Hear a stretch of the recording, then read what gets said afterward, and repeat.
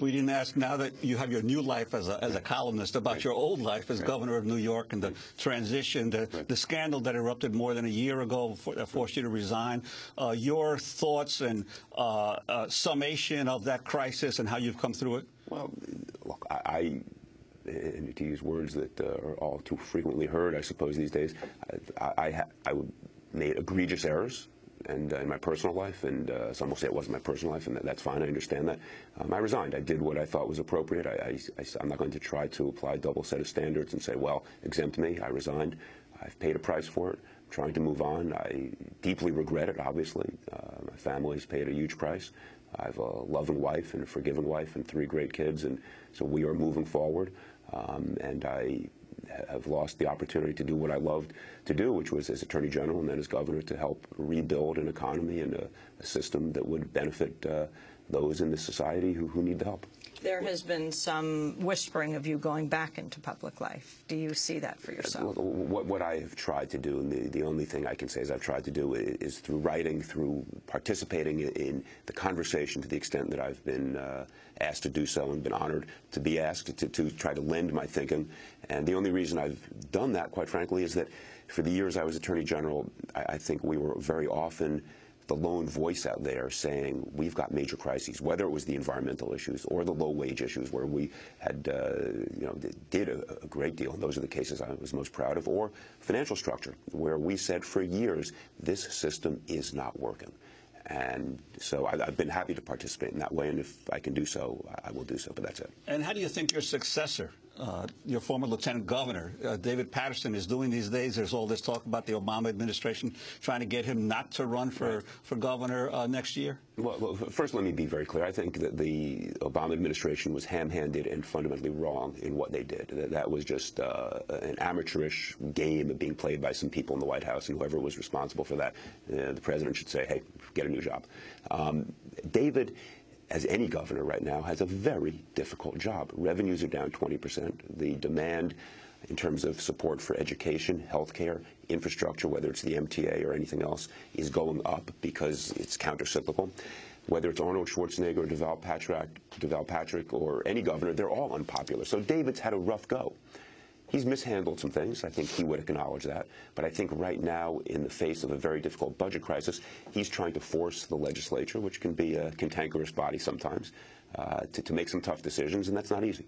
He's had a tough go of it. Governor Spitzer, do you have any comment on the swiftness with which politicians are forced out of office because of personal failure and personal scandal, as opposed to professional failures?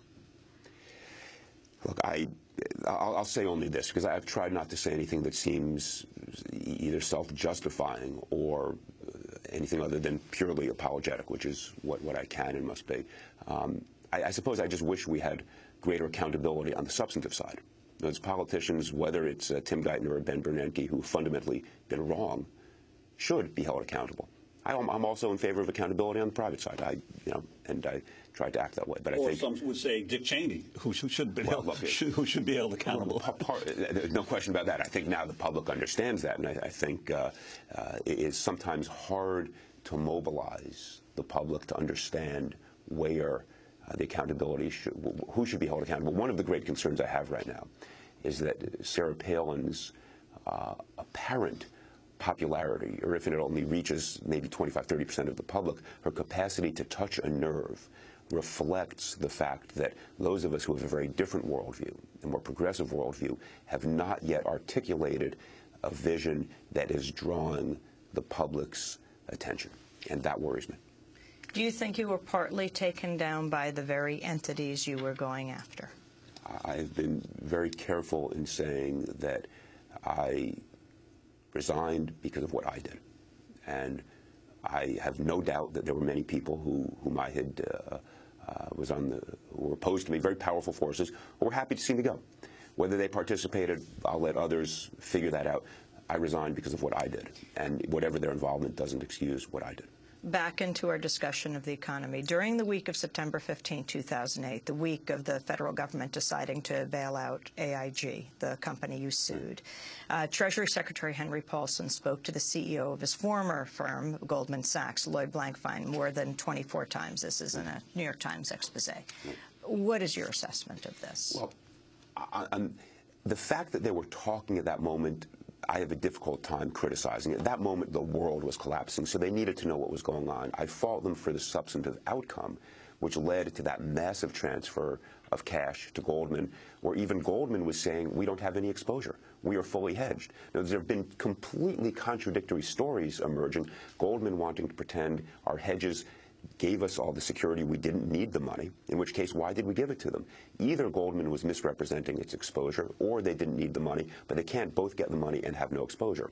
And so that's why there's, and again, this is merely emblematic of the much larger willingness on the part of the government to bail out Wall Street, because the government was dominated by a Wall Street perspective. Wall Street is not our economy, and we're seeing that very powerfully right now with Wall Street bonuses going through the roof, but unemployment still going up. I'd like to ask you about one other issue while you were governor that drew enormous controversy and fire on you. Your stand on immigration and the attempt to provide driver's licenses for people in New York State who were undocumented. Right. That became a subject of the presidential debates. It sure did. And let me tell you, it was a policy that was being pursued in 5 other states, very conservative states, because it worked. It was a pro-law enforcement policy, pro-safety policy, supported by police chiefs, supported by Bill Bratton, head of President Clinton's security advisors supported it. But of course, when you get Lou Dobbs up there with his megaphone screaming about you're giving something to illegal immigrants, the substance got washed away. Now a change of heart. Apparently, now that he wants to be president, he's being nice to everybody. So yes, we put out a policy that had bipartisan support, got screamed down by a very powerful and angry perspective that unfortunately, and we did not get the support we needed from a lot of folks who I think appreciated we were right, but it was a politically costly mistake for me. I still believe we were right, but other folks in the world of government did not want to stand there and take the incoming missiles. Talking about professional and policy scandals, 45,000 people die a year as a result of lack of adequate health care. How does health care reform fit into the story of Wall Street, the stimulus? Well, again, it shows where resources are going. In other words, why is it, and yes, we have a deficit problem that is very real, but why does the president say we have to make healthcare reform budget neutral, but then we spend $30 billion sending troops to Afghanistan?